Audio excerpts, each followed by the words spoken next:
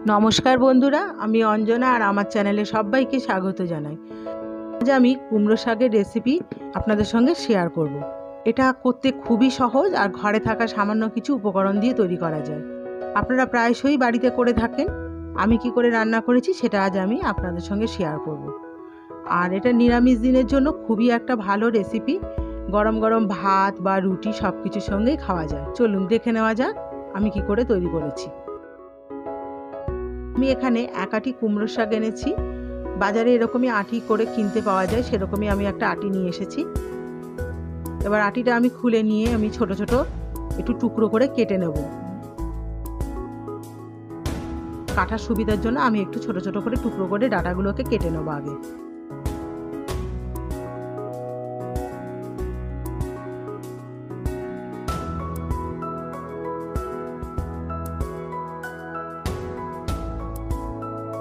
এবার ডাটাগুলোকে দেখুন আমি এইভাবে ছোট ছোট এরকম সাইজ করে ডাটাগুলোকে আমি কেটে নিচ্ছি।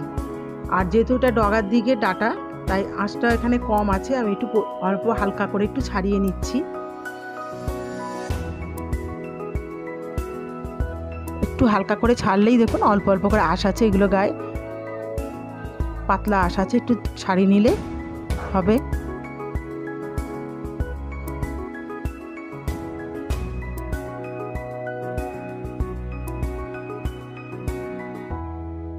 এই ডাটাটা মধ্যিখানের ডাটা, তাই জন্য একটু শক্ত আছে।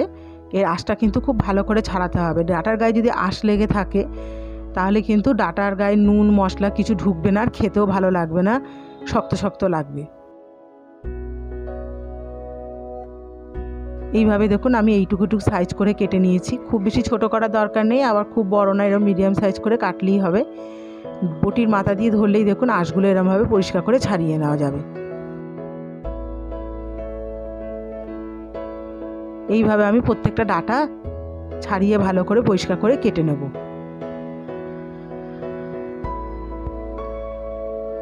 পাতাগুলো যেহেতু বড় তাই আমি একটু মিডিয়াম সাইজে একটু ছোট ছোট টুকরো করে কেটে নিচ্ছি।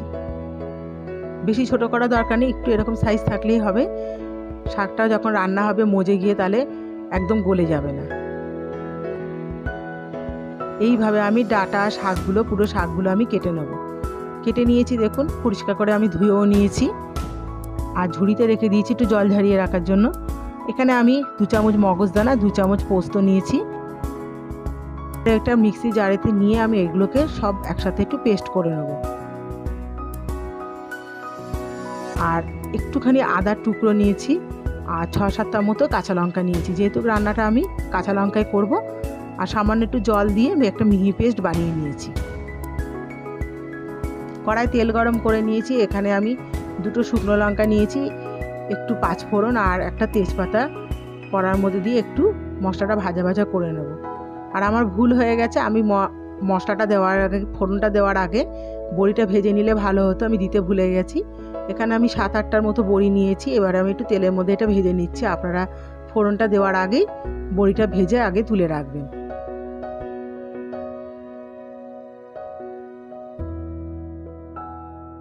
বড়িগুলো আমার ভাজা হয়ে গেছে, তুলে রেখেছি। আর এখানে আমি একটা মিডিয়াম সাইজের আলু দিয়েছি, এরকম পাতলা পাতলা করে কেটে নিয়েছি।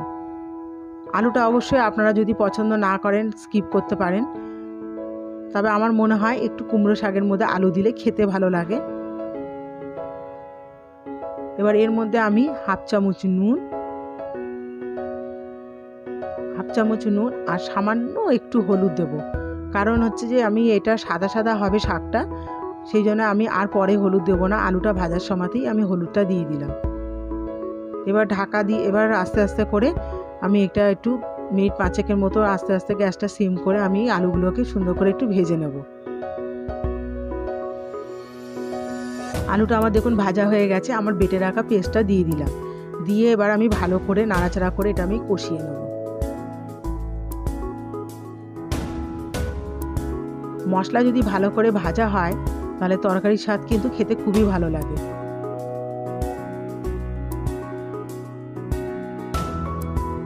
দেখুন নাড়াচাড়া করতে করতে মশলাটা আমার কি সুন্দর কষানো হয়ে গেছে, সাইড দিয়ে তেলও ছাড়তে শুরু করেছে। আর আমি কেটে রাখা শাকগুলো দিয়ে দেবো। আমার মনে হয় মশলা ভেজে রান্না করলে এর স্বাদ খুবই ভালো লাগে। আর অনেকে কাঁচা দিয়ে থাকেন, কিন্তু কাঁচার থেকে ভাজা ভেজে দিলে খেতে বেশি ভালো লাগে। এবার আমি শাকের সাথে ভেজে রাখা মশলাটা ভালো করে নাড়াচাড়া করে মিশিয়ে দেবো।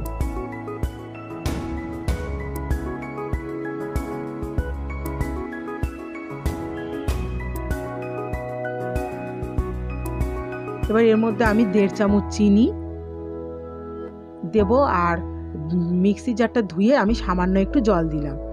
বেশি জল দেওয়ার দরকার নেই, কারণ শাক থেকে অলরেডি এমনি জল বেরোবে। আমি 1.5 চামচ চিনি দিয়েছি আর সামান্য একটু নুন দিলাম। আলুটা ভাজার সময় আমি নুন দিয়েছিলাম, তাই জন্য এখন আমি 1/2 চামচের মতো নুন দিলাম। নুনটা অবশ্যই দেখে দেবেন, কারণ শাকে বেশি নুন হলে কিন্তু খেতে ভালো লাগে না। দিয়ে আমি মিনিট 5 মতো ঢাকা দিয়ে শাকটা আমি রান্না করে নেব। দেখুন শাকটা সুন্দর করে মজে গেছে, আলুগুলো আমার সেদ্ধ হয়ে গেছে। এবার আমি ভেজে রাখা বড়িগুলো দিয়ে দেবো এর মধ্যে। বড়িগুলো আগে দিলে বেশি সেদ্ধ হয়ে যাবে, ভেঙে ভেঙে যাবে, সেই জন্য আমি বড়িটা একটুখানি ডাঁটাটা সেদ্ধ হয়ে যাওয়ার পর বড়িটা দিলাম। এখন সামান্য আর একটু জল রয়েছে, এটা একটু টানিয়ে নিলে শাকটা সুন্দর টান টান হয়ে যাবে আর খেতেও ভালো লাগবে। এর মধ্যে আমি 1 চামচ আটা দিলাম। আপনারা ময়দাও দিতে পারেন, যেটা খুশি, কিন্তু একটু আটা বা ময়দা দিলে শাকের মধ্যে শাকটা বেশ সুন্দর আঠা আঠা হয় আর শাকটা খেতেও খুব ভালো লাগে, পানসা লাগে না।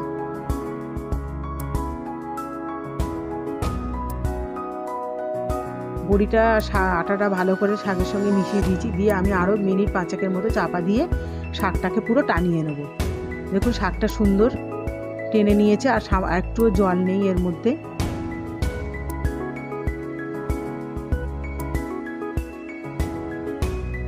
পরিবেশনের জন্য আমার শাক রান্না করা রেডি। আমি আরও 2-3 মিনিটের মতো একটু চাপা দিয়ে রেস্টিং টাইমে রেখে এবার আমি পরিবেশন করে নেব। আপনারা অবশ্য বাড়িতে এইভাবে আমার মতো করে দেখবেন, আশা করি ভালোই লাগবে। আমার রেসিপিটা কেমন লাগলো কমেন্টের মাধ্যমে জানাবেন। যদি ভালো লেগে থাকে একটা লাইক আর শেয়ার করবেন। আমার চ্যানেলে যদি নতুন হয়ে থাকেন তাহলে আমার পাশে থেকে চ্যানেলটাকে অবশ্যই সাবস্ক্রাইব করবেন, আর পাশে থাকা বেল আইকনটা অবশ্যই ক্লিক করে দেবেন, যাতে আমি নতুন কোনো রেসিপি ছাড়লে আপনাদের কাছে সবার আগে পৌঁছে যায়।